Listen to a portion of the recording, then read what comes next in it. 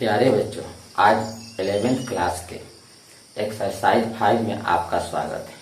आज आपको हम सम्मिश्र संख्या के बारे में पढ़ाएंगे, लेकिन सबसे पहले आप काल्पनिक संख्या के बारे में जानें। आज तक आप संख्याओं के बारे में कुछ सीखे हैं और पढ़े हैं, जैसे संख्याओं का पहड़ा, गुना, भाग, जोड़, घटाव। आज तक आप जिन संख्याओं के बारे में पढ़े हैं उसे हम लोग वास्तविक संख्या कहते हैं।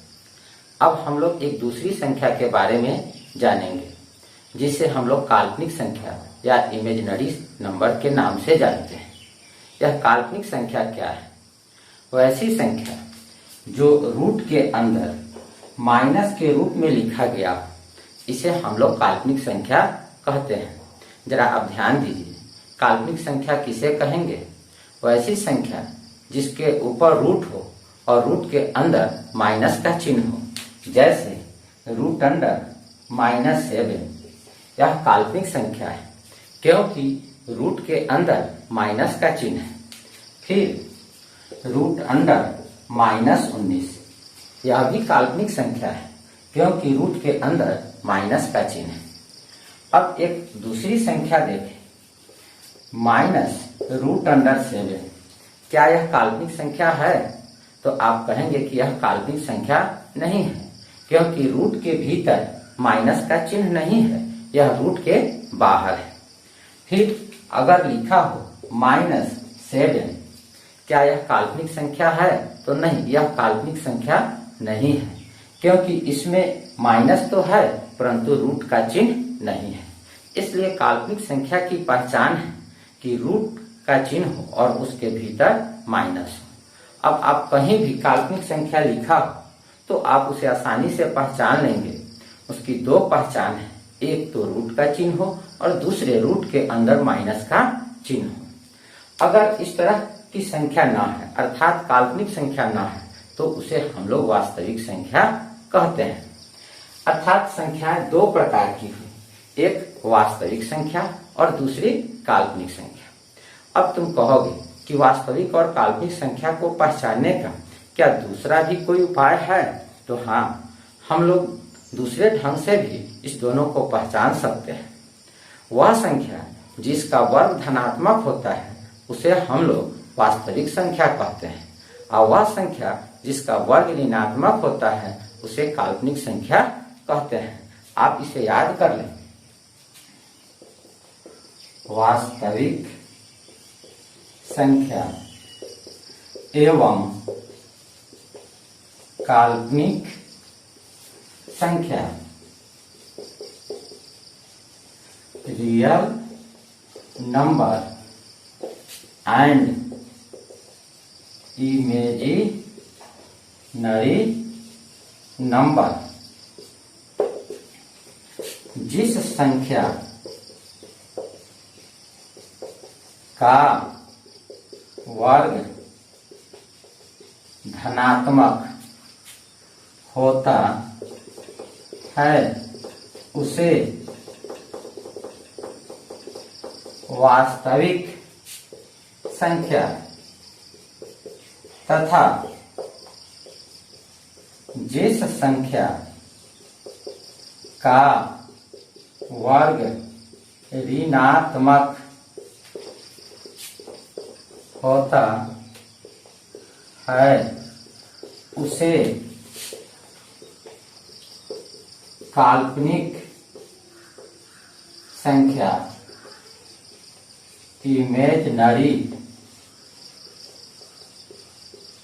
नंबर कहते हैं। उदाहरण पहला 3। जरा इस 3 के बारे में देखिए। अगर हम लोग 3 का वर्ग करते हैं तो 9 प्राप्त होता है, और यह 9 धनात्मक संख्या है, इसलिए 3 कैसी संख्या है? तो यह वास्तविक है।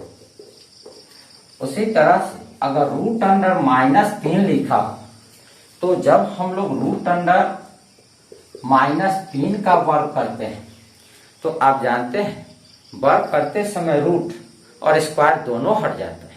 दोनों हटने के बाद हमें -3 प्राप्त होगा। तो यह रूट अंडर -3 का स्क्वायर -3 अर्थात यह ऋणात्मक आया तो हम कहेंगे कि रूट अंडर -3 काल्पनिक संख्या है, यह काल्पनिक संख्या है।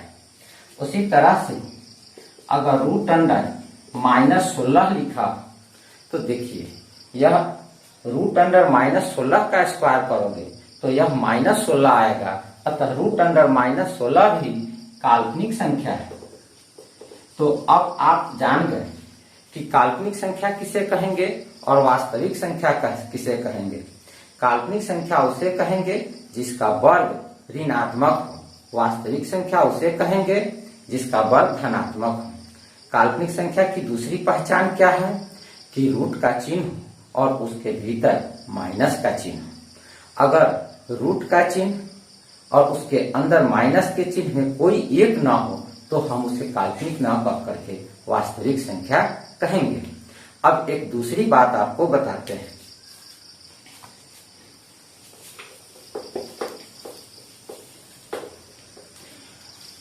रूट अंडर -1 क्या यह वास्तविक संख्या है या काल्पनिक संख्या है? इसे वर्ग करोगे तो -1 प्राप्त होगा, अर्थात रूट अंडर -1 एक काल्पनिक संख्या है।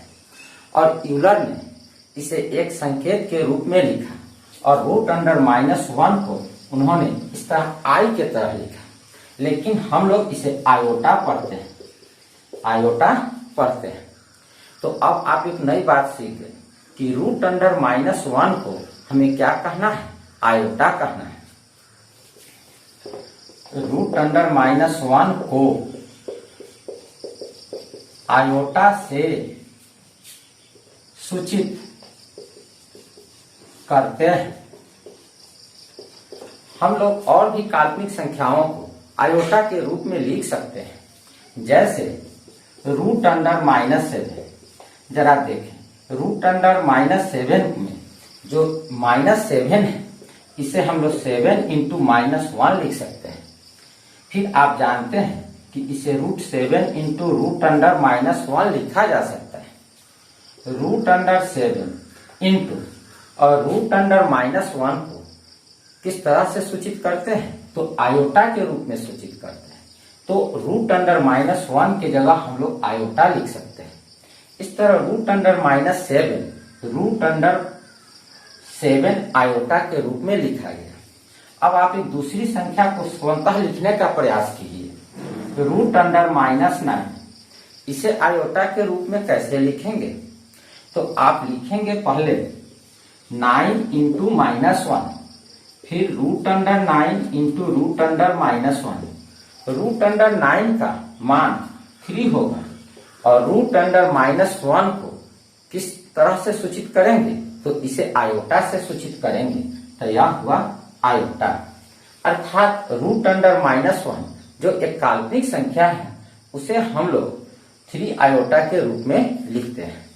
तो अब आप यह जान गए कि जिस संख्या में आयोटा हो उसे भी हम लोग काल्पनिक संख्या कहते हैं। अतः काल्पनिक संख्याओं की 2 पहचान है।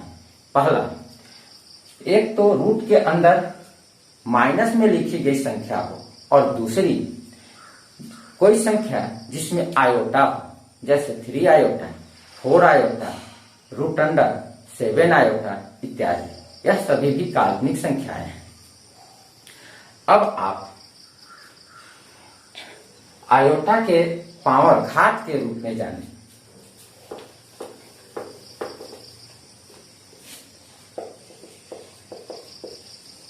आयोटा के घात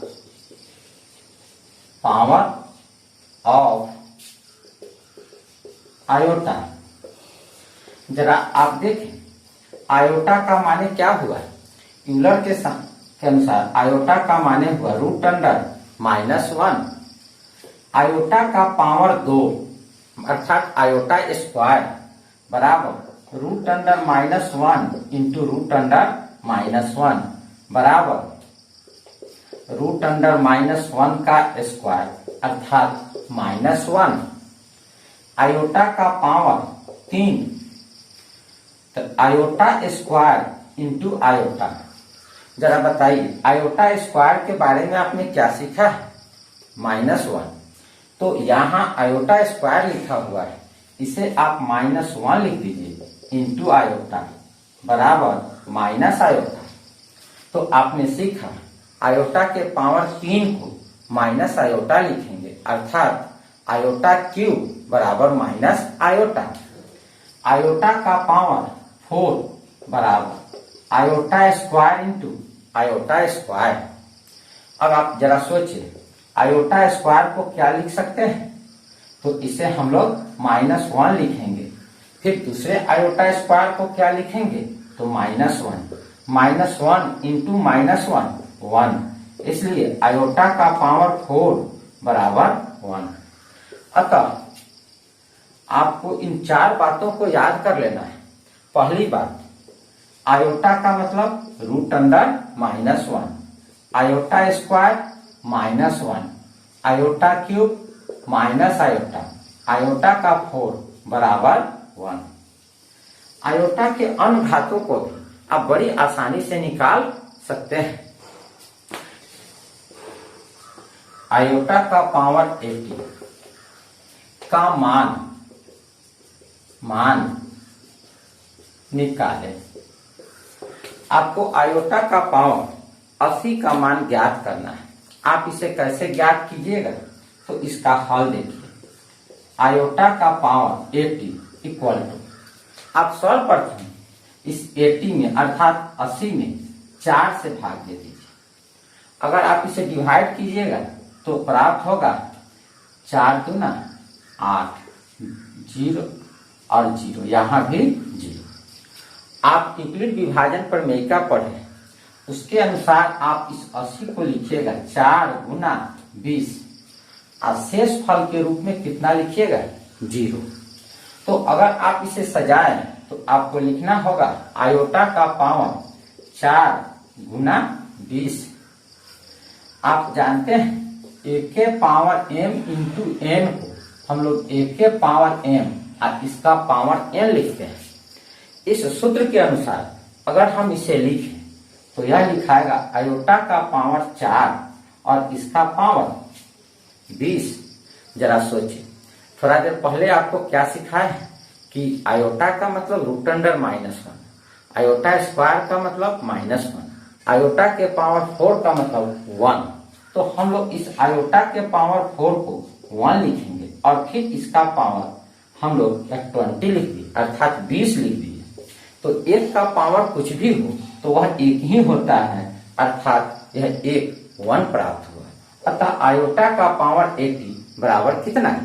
1। अब आप एक दूसरा क्वेश्चन देखें। आयोटा के पावर 19 का मान ज्ञात करें। हल, आयोटा के पावर 19, आयोटा का पावर आप यहां क्या लिखिएगा? 4 और फिर आप 19 में 4 से भाग दे दीजिएगा। तो 4 चुका 16 और यहाँ 3, अर्थात जब 19 में 4 से भाग दीजिएगा, भागफल 4 और शेष फल 3 आएगा। तो आप यूक्लिड विभाजन प्रमेयिका के अनुसार आयोटा का पावर 4 गुना 4 और जोड़ 3 लिखिएगा। अब आप जरा देखिए, a का पावर m और जोड़ n, इसे हम लोग लिखते हैं a का पावर m इंटू a का पावर n। इस सूत्र के अनुसार अगर हम इसे लिखें तो लिखेंगे आयोटा का पावर 4 गुना 4 फिर इंटू आयोटा का पावर 3। अब इसके पहले जो एक सूत्र पढ़े थे, आयोटा का पावर m इंटू n बराबर a का पावर m इंटू n बराबर a का पावर m और पूरे का पावर n। तो उस अनुसार अगर इसको लिखा जाए तो आयोटा का पावर 4 फिर इसका पावर 4, आयोटा क्यूब 1 का पावर 4 गुना आयोटा के पावर 3 का मान माइनस आयोटा होता है, तो इसे हम लोग माइनस आयोटा लिख दें। तो 1 गुना माइनस आयोटा बराबर माइनस आयोटा। इस तरह से आपने आयोटा के पावर 19 का मान ज्ञात कर लिया। आप आयोटा के अन्य घातों को भी बड़ी आसानी से ज्ञात कर सकते हैं। अब हम लोग सम्मिश्र संख्या के बारे में जानें। वह संख्या जो काल्पनिक हो या वास्तविक हो, उन सभी को हम लोग सम्मिश्र संख्या कहते हैं। जैसे 2 जोड़ 3 आयोटा, जरा ध्यान दीजिए, इसमें 2 वास्तविक संख्या है और 3 आयोटा काल्पनिक संख्या है, और यह दोनों को एक साथ हम लोग पढ़ते हैं 2 जोड़ 3 आयोटा, और इसे हम लोग सम्मिश्र संख्या अर्थात कॉम्प्लेक्स नंबर कहते हैं। उसी तरह से अगर 3 घटाव 5 आयोटा 3 - 5 आयोटा लिखा, तो आप देखेंगे कि इसमें दोनों प्रकार की संख्या है। 3 वास्तविक संख्या है और 5 आयोटा काल्पनिक संख्या है। वास्तविक संख्याओं में से इस काल्पनिक संख्या को घटाया गया है, तो इस तरह के संख्या को भी हम लोग कॉम्प्लेक्स नंबर सम्मिश्र संख्या कहते हैं। अगर इसे हम सामान्य रूप में जाने कि हम इसे कैसे लिखते हैं, तो इसे हम लोग a प्लस आयोटा b के रूप में लिखते हैं, जिसमें a मेरा वास्तविक संख्या है और आयोटा b काल्पनिक संख्या है। अगर हम इस आयोटा के बारे में न कहें और केवल b के बारे में बात करें, तो यह b भी वास्तविक संख्या है।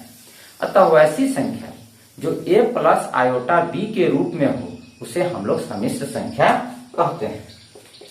तो सम्मिश्र संख्या को हम लोग इस प्रकार परिभाषित करेंगे, यदि a तथा b वास्तविक संख्याएं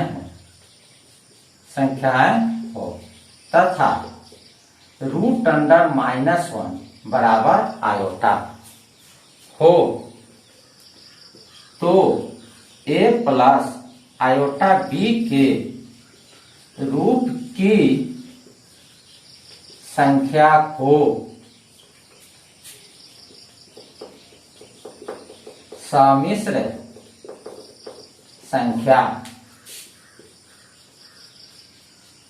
कॉम्प्लेक्स नंबर कहते हैं। इसे प्रायः z द्वारा सूचित करते हैं। जैसे z बराबर 3 + 2 आयोटा, z1 बराबर 5 - 6 आयोटा, z3 बराबर 0 - 7 आयोटा -7 आयोटा इत्यादि। अब आप यह जान गए कि वह संख्या जो a प्लस आयोटा b के रूप में हो, उसे हम लोग सम्मिश्र संख्या कहते हैं। इसमें 2 भाग होता है, एक वास्तविक भाग और एक काल्पनिक भाग। a प्लस आयोटा b में a को वास्तविक भाग रियल पार्ट कहते हैं, एवं b को काल्पनिक भाग इमेजिनरी पार्ट कहते हैं। रियल पार्ट को REZ से तथा इमेजिनरी पार्ट को IMZ से सूचित करते हैं। जरा ध्यान दीजिए, a प्लस आयोटा b में a को वास्तविक भाग रियल पार्ट एवं b को इमेजिनरी पार्ट अर्थात काल्पनिक भाग कहते हैं। वास्तविक भाग को रियल पार्ट को REZ से एवं इमेजिनरी पार्ट को IMZ द्वारा सूचित करते हैं। अब आप कुछ संख्याओं में वास्तविक भाग और काल्पनिक भाग को पहचानें।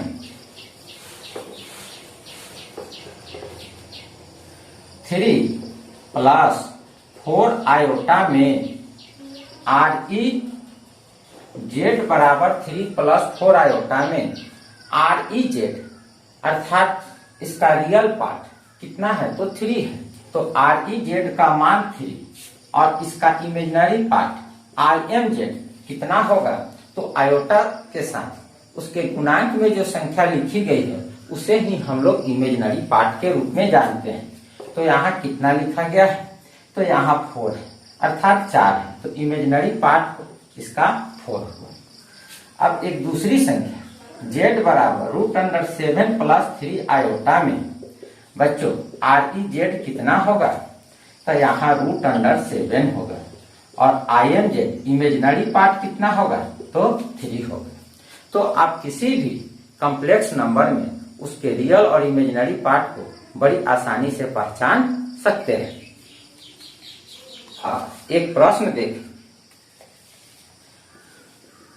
7 + आयोटा 7 + आयोटा 7 + आयोटा 7 को A + आयोटा B के रूप में लिखें।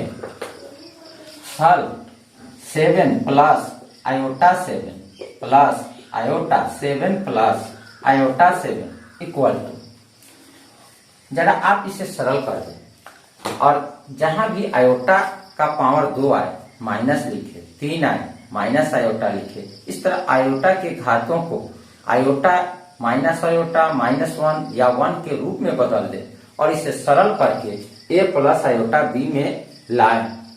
तो इस पर ध्यान दें। 7 + आयोटा 7 प्लस इस आयोटा से इक्वस्ट के दोनों संख्याओं में गुना करेंगे।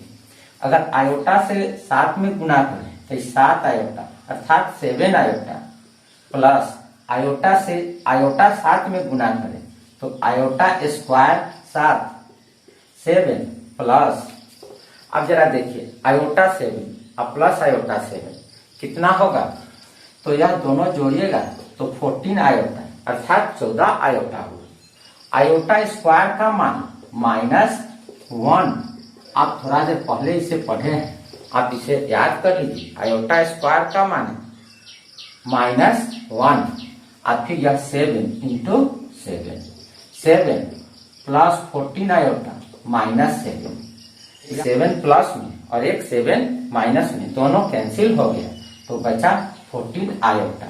0 + 14 आयोटा यह A + आयोटा B के रूप में है। क्वेश्चन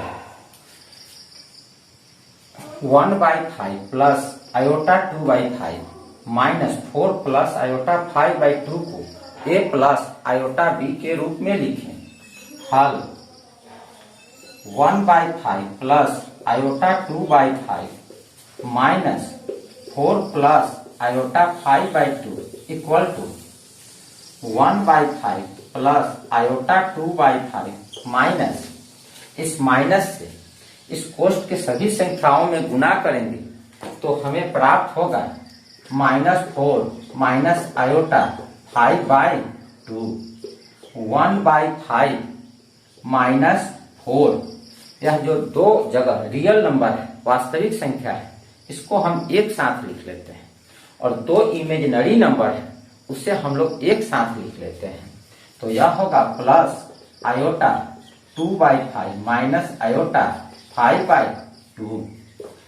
अब आप इसे सरल करें, इसका LCM 5 होगा 1 - 20 प्लस इसका LCM 10 होगा तो 4 आयोटा माइनस 25 आयोटा, यह -90/5 प्लस -21 आयोटा बाई 10 -90/5 -21/10 आयोटा, यह A + आयोटा B के रूप में है जहां a बराबर -90/5 और b बराबर -21/10। इस तरह हम लोग दिए गए किसी भी सम्मिश्र संख्या को a प्लस आयोटा b के रूप में लिख सकते हैं। आज आपका क्लास यहीं पर समाप्त करते हैं। अगले दिन इसके आगे की बात को बताएंगे। धन्यवाद।